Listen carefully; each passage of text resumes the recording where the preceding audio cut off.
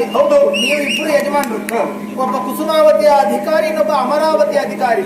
ನೀವು ಕಡೆ ನನ್ನೆಲ್ಲ ಬಲಿ ಕೊಡಬೇಡ, ನನಗೀಗ ಒಂದು ವಿಷಯ ಗೊತ್ತಾಯ್ತು.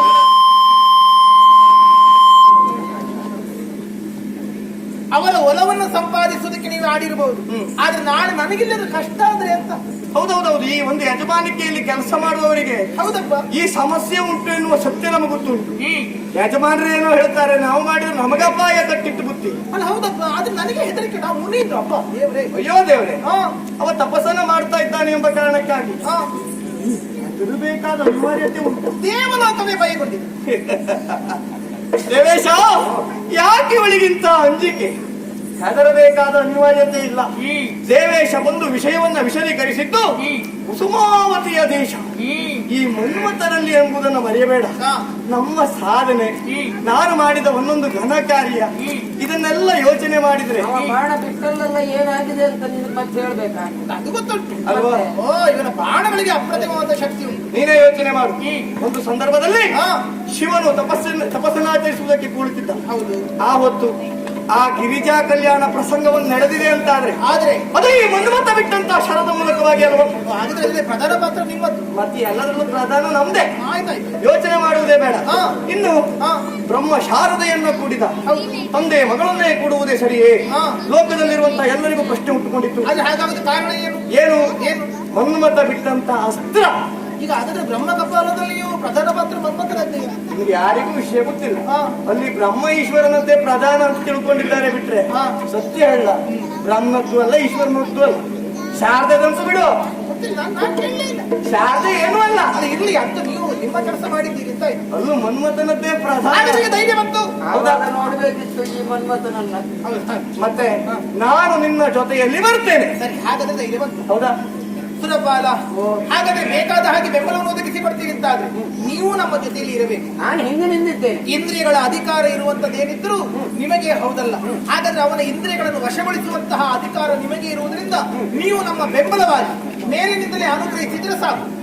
ನಮ್ಮ ಹುಡುಗಿ ಸ್ವರ್ಗದಲ್ಲಿ ಇದ್ದವಳು, ಹೆಚ್ಚಿಗೆ ಅವಳಿಗೆ ಕೆಲಸ ಕೊಟ್ಟು ನೋಯಿಸಬೇಡ. ಇವರೇ ಕೆಲಸ ಮಾಡುವುದಕ್ಕೆ ನಾವಿದ್ದೇವೆ. ಮೊದಲೇ ಅಲ್ಲಿನ ಹುಡುಗಿ ಸೋತು ಹೋಗಿದ್ದಾಳೆ.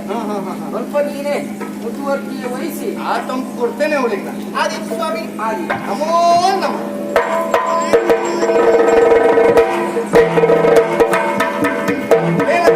ಮನ್ಮಥ ಬಹಳ ಹಾರಿಸ್ತೀಯಲ್ಲ ನೀನು. ಅಯ್ಯೋ, ಹಾರಿಸದೇನು ಉಂಟಲ್ಲ, ಹಾರಿಸಿದ್ದು ಶಿವಗಿರಿಗೆ ಕೂಡುವುದಕ್ಕೆ ನೀನು, ಬ್ರಹ್ಮಶಾರದ ಒಟ್ಟಾಗುವುದಕ್ಕೆ ನೀನು, ಅದೆಲ್ಲ ಬಿಡು. ಲಕ್ಷ್ಮೀ ನಾರಾಯಣ ಇದೆಲ್ಲ ನೀನೇ. ನಮ್ಮ ಅಪ್ಪ ಅಮ್ಮ ಒಂದಾಗ್ಬೇಕು ಅಂತ ಆದ್ರೂ ನಾನೇ ಬೇಕು. ಇದು ನಿನ್ನ ಅಪ್ಪ ಅಮ್ಮ ಒಂದಾಗಬೇಕು ಅಂತ ಆದ್ರೆ ಆಗ ನೀನೆಲ್ಲಿ ಹುಟ್ಟಿದ್ಯೋ?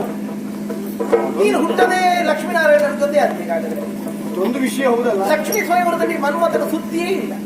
ಅದರಲ್ಲಿ ಎಲ್ಲಿ ಬಂದಿಯೋ? ಅದೆಲ್ಲ ದೊಡ್ಡ ದೊಡ್ಡ ಕಥೆ, ಅದೆಲ್ಲ ಈಗ ಅಲ್ಲೇ ಸ್ಪರ್ಧೆಯಿಂದ ಪ್ರಸಂಗದಲ್ಲಿ ನಿನ್ನ ಪಾತ್ರ ಬರುವುದು ಒಂದು 2-3 ಪ್ರಸಂಗದಲ್ಲಿ ಎಲ್ಲಾ ಪ್ರಸಂಗ. ಈ ಮತ್ತೆ ಶಾರದೆಯ ಸುದ್ದಿ ಬೇಡ, ಗೊತ್ತಾಯ್ತಲ್ಲ ಪ್ರಧಾನ ಪಾತ್ರಗಳಿರುವುದೇ ಗೊತ್ತಾಯ್ತಲ್ಲ. ಅದು ಮುಖ್ಯ ಸ್ತ್ರೀ ಪಾತ್ರ. ನೀನು ಅದೆಲ್ಲ ಯೋಚನೆ ಸ್ವಲ್ಪ ಇಲ್ಲ ಮೇನಕ, ನೀವು ಅಷ್ಟೆಲ್ಲ ಯೋಚನೆ ಮಾಡುವುದು ಬೇಡ. ಇದ್ದು ಪ್ರಸಂಗ ಎಷ್ಟು ಹೇಳುದು ಯಾವ ಕಾರಣಕ್ಕೂ ಮುಖ್ಯ ಅಲ್ಲ. ಒಂದು ಪ್ರಸಂಗದಲ್ಲಿ ಏನು ಮಾಡಿದ್ದಾರೆ ಅನ್ನುವುದೇ ಬಹಳ ಮುಖ್ಯ. ಹೌದು. ಆದ್ರೆ ಒಂದು ಅವತ್ತಲ್ಲಿ ಹೋಗಿ ಎಲ್ಲ ಸುಟ್ಟು ಹೋದದೆಲ್ಲ ಯಾರು? ಅದೆಲ್ಲ ಲೋಕದಲ್ಲಿ ಅಷ್ಟೇ. ಮತ್ತೆ ನಮ್ಮದಾಗಿರ್ಲಪ್ಪ, ಉಳಿದಾಗಿ ಲೋಕದಲ್ಲಿ ಅನಾರ್ಥಾಯ ನಮ್ಮ ಕಾರ್ಯ ಇರ್ಲಿ, ಏನೇ ಇರ್ಲಿ. ಹಾಗಾದ್ರೆ ನಾನು ನಿನ್ನ ಜೊತೆಯಾಗಬೇಕಾದದ್ದು ನೀ ಬಿಡುವಂತ ಸಾಮಾನ್ಯ, ನೀ ಬಿಡುವಂತ ಕುಸುಮ ಬಾಣ ಸಾಮಾನ್ಯರಿಗೆ ಒಂದೊಂದು ಬಿಟ್ಟರೆ ಸಾಕಾಗುತ್ತೆ. ಸಾಕು. ನೀನು 5 ಬಾಣಗಳನ್ನು ಪ್ರಯೋಗಿಸಿದ್ರೆ ಅಬ್ಬಬ್ಬ ಸಾಮಾನ್ಯವಾದ ಶರಗಳೆಲ್ಲ. ಮತ್ತೆ ಹಾಗಾದ್ರೆ ವಿರಹದಿಂದಲೇ ಅವನು ಬಳಲಬೇಕು. ಹೌದು. ಜೊತೆಲಿ ನಿನ್ನ ಶರದ ಉರಿ ಅವನಿಗೆ ಸೇರಿ ಮುನಿಗೆ ಏನು ಮಾಡಬೇಕು ಅಂತ ಗೊತ್ತಾಗುದಿಲ್ಲ ಅಂತ ಆದ್ರೆ ಕಂಗೆಟ್ಟು ಕಂಗಾಲಾಗಬೇಕು. ಆ ತಕ್ಷಣದಲ್ಲಿ ನಾನು ಮುಂದುವರಿಯುತ್ತೇನೆ. ಹೌದಾ? ವಿಧ ವಿಧದಲ್ಲಿ ನಾನು ಅವನ ಅಂಗೈಗೆ ನೆಲ್ಲಿಕಾಯಿ ಹಾಕಿ ಕುಣಿಸ್ತೇನೆ. ಅಷ್ಟು ಮಾಡಿದ್ರೆ ಸಾಕು. ಅದೊಂದು ನಾವೇ ಹೋಗುದಲ್ಲ, ನಾವು ಮೇಲಿನಿಂದ ಶಾಪಗ್ರಸ್ತರಾಗಿ ಹೋಗುದಲ್ಲ, ಮತ್ತೆ ಸಂಭ್ರಮದಿಂದ ಸಾಗುವುದು. ಹೌದು. ಬಳಗ ಬೇಕ ಬೇಡ? ನಿನ್ನ ಬಳಗ ದೊಡ್ಡದು ಅಂತ ಹೇಳ್ತೀನಿ. ಆ ಕಡೆ ಕೂಡ ನಿಂದು ಜನ ಎಷ್ಟು ನಿನ್ನ ಜೊತೆಯಲ್ಲಿ?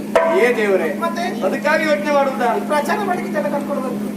ನಾನು ಹೌದು, ನೀನು ಹೊರಟೋಗಿದ್ದಿನ ಗೆಳೆಯರಿದ್ದಾರಲ್ಲ, ನನ್ನೊಟ್ಟಿಗಿದ್ದದ್ದೇ ಅವರು ಶುಕಬೇಕ ಹಂಸಾದಿಗಳು. ಹೌದು. ಹೌದಲ್ಲ? ಜಯಂತ, ವಸಂತ, ಮಾರುತ ಎಲ್ಲ